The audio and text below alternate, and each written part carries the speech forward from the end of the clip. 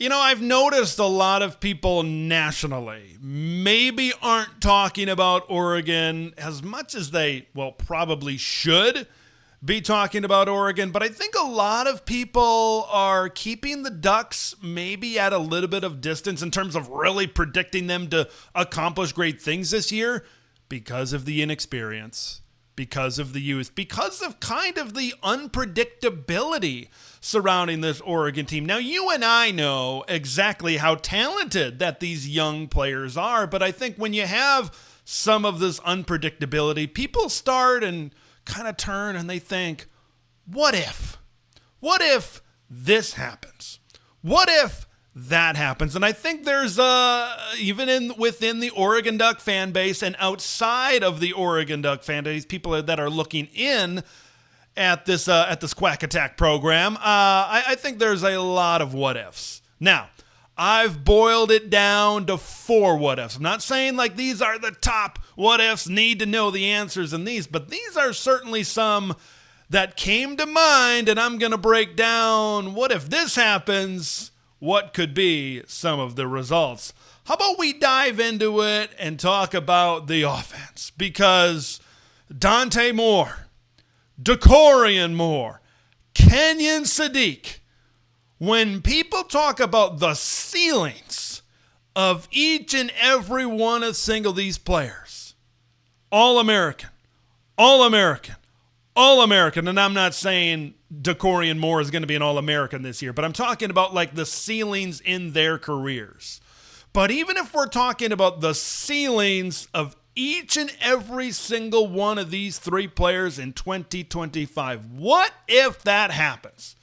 What if Dante Moore is just absolutely slinging it? And it was very clear that last year he got all of that UCLA. He very clearly de-chipped and de-UCLA'd himself, and he was under the learning tree of Dylan Gabriel and Will Stein, and he did a great job, and his talent is what it looked like on his high school film. What if Decorian Moore is the truth?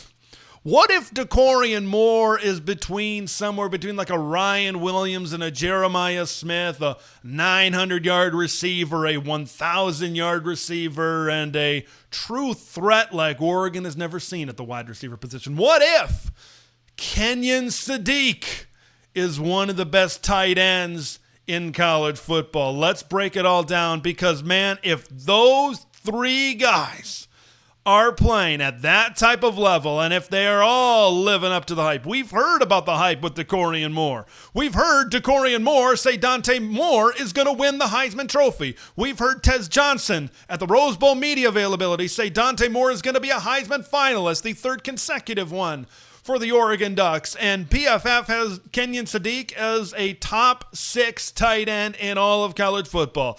If the cream rises to the top, this will be a top 5 offense in college football, and that might even be a minimum, especially due with the injury to Evan Stewart, right? The importance, especially of Decorian Moore and Kenyon Sadiq, to just raise their game up just a little bit more to make up for that is even more ultra important. And if those guys are playing at the top of their game and they are living up to the hype, I think that it certainly adds another dimension to the Oregon offense. We've talked about this before, because if Decorian Moore and his ability and his speed to get over the top and pop off the top of the defense, and then combined with the arm strength of Dante Moore, I think if these guys are living up to the hype, I think the deep ball is unleashed down the field. Like, the deep ball being unleashed down the field has so many other more sub-effects to it, because if Decorian is working as a true number 1 and it is insanely tough to guard him on the outside, I think that opens up the middle. And when we talk about the middle of the field, we talk about the tight end Kenyon Sadiq. Because now if you have to dedicate more resources, you have to move over a safety to try to get a second guy in Decorian Moore, that opens up more room in the middle of the defense for maybe your best weapon. And that was a hill that I was willing to die on, that Kenyon Sadiq was the best weapon for Oregon football this upcoming season as well. So if all 3 of these guys are playing at their top level, if all three of these guys are living up to the hype, this is a absolute machine on the offensive side of the ball. And then it opens up the run game. It opens up the run game certainly as well, where for as the passing game and what they're doing down the field and how prolific that they are, certainly going down the field. And now you have those advantages in the box. When Oregon has the numbers, they can go hat on a hat with some of these big offensive linemen, certainly up front, blocking down the field. If these three are playing at the top of their game, I think that there are very few defenses that can really hold Oregon in check during the season. Penn State is certainly one of them. If all three of these guys are playing at their top level, Oregon can win every single game for the second consecutive season. Can you tell I'm excited about these three guys? And can you tell I'm excited about what the possibility of what Oregon football could be if all three of these players are playing at the level that we know that they are all capable of? I could probably talk about this forever and ever and ever, but let's move on to the next what if. Let's go to defense, because this one's fun. You guys know how optimistic and how much I believe in the Oregon defensive line and how deep that I believe that the Duck defensive line is. What if Bear Alexander produces at an all Big Ten level? Stop. I'm not talking about first team all Big Ten, okay? When I look at first team all Big Ten on the Oregon defensive line, I think Mateo Uiagalelei, I forgot exactly which group it was, but he was voted first team all Big Ten by somebody last year. Amari Washington, I also think has potential to be a first team all Big Ten player. Like, those are the players I'm thinking of. When I talk all Big Ten with Bear Alexander, I'm talking about second team all Big Ten, third team all Big Ten. I'm talking about a really good player. I'm talking about he's better than good, but is he great? Is he elite? Maybe he will be, maybe he won't. But I'm talking about being a really good player up front on the defensive line. That's what I really mean by an all Big Ten level. It's kind of a broad range, certainly, as well. Because if that happens, this defensive line truly becomes a pick your poison. This is a defensive line where if Bear Alexander is playing at this type of level, if you double team one guy will come free, and that guy will wreak havoc, and that guy will get a sack, and that guy will get a tackle for loss. If Bear Alexander is playing at the level that I think we know that he truly can play, if he is truly on the right track, if Tony Tuioti and Tosh Lupoi really get him kind of going in that direction, this defensive line does not have a weakness. This defensive line, I already probably think it is that way. In fact, I already know it is that way, but it really is the strength of this defense. If Bear Alexander is playing at a all Big Ten level, I think there's a good chance that you could have three all-conference defensive linemen certainly up front as well. If Bear Alexander is playing at an all Big Ten level, there's a little bit less pressure on the secondary as well. I talked about, hey, if you double team a guy, one of these guys is certainly guaranteed to be able to come free. And we'll talk about the secondary here in just a minute in another what if, but if this defensive line is constantly getting pressure and constantly getting pressure and constantly getting pressure, and Bear Alexander is a big part of that, that quickens the timing that the quarterback has to be able to look down the field. It quickens the routes. Thus, these young defensive backs don't have to cover as long, and there's not as much pressure certainly put on them. Like, the pass rush and the defensive line is an extremely big key, I honestly believe, because of that as well. If Bear Alexander is playing at this type of level, it creates less urgency for maybe guys that are a little bit more unproven. I know Terrence Green certainly played a little bit last year, but he certainly wasn't in a starting role. Terrence Green, Tion Gray, Aiden Breland. Because if things for whatever reason, if they just don't work, if they just don't work out with Bear Alexander, and now you got to put, and I mean, one of these guys could be really, really good. Okay, let's just put it out there. Like the depth is that strong, I think, for Oregon, but we've seen Bear play good football before. I mean, he's played at Georgia. He's played at USC. Like, he is an experienced option up front on the defensive line. Some of these guys aren't as experienced as well. So maybe, I mean, who knows? One or two of these guys could be really, really good. One or two of these guys could be better than Bear Alexander. Maybe as well, but they're a little bit unproven, where I think you've seen it on film before what Bear can really be up front on the defensive line as well. And I think one other thing to really think about is if Bear is playing at an all-conference level. Like, let's look at the defensive line rotation last season, where you had Jamari Caldwell, you had Derek Harmon, you had Jordan Birch, you had Mateo Uiagalelei. Like, you had those types of guys. Like, what was the defensive line rotation? They got to Amari Washington. I think Terrence Green, like I said, played a good amount of games last season. And, you know, when you talk about the significant rotation, beyond that, you know, there wasn't a lot of guys that maybe played in a lot of significant playing time. Yes, they certainly played here and there, but I'm talking about guys that really played a good amount and this defense really relied on in the rotation. I think if Bear Alexander is playing at an all-conference type of level that we talked about, Green, Gray, or Breland, one of those guys probably might not play very much. I think that's the fact of the matter. Now, maybe there is going to be, they realize the talent that's there, and maybe because I remember Tony Tuioti said in the spring, it's like, dude, these guys were ready.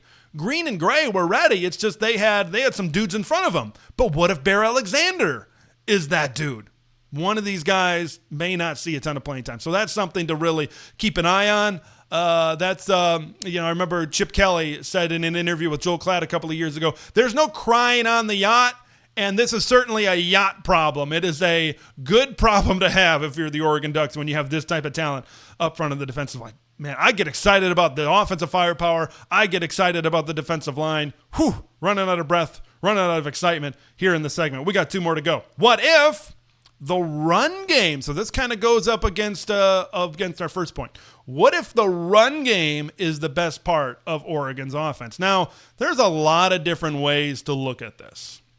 I think that this is very broad, but the first thing that I want to say is if the run game is the best part of Oregon's offense, it means these three transfer offensive linemen are eating up front. It tells me that these transfer offensive linemen have gelled together, and this is just a mashing unit up front.